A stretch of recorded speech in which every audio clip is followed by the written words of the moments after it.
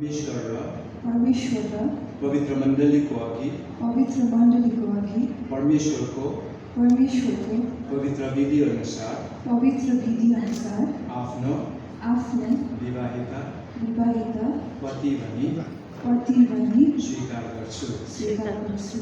आजको दिनदेखि उसो मृत्युले हामी दुईलाई अलग नगरेसम्म जीवनको हरेक अवस्थामा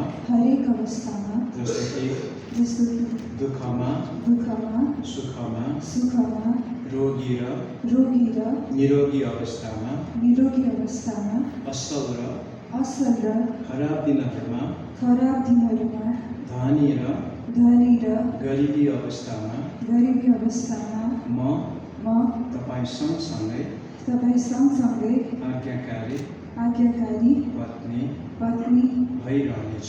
भइरहनेछु।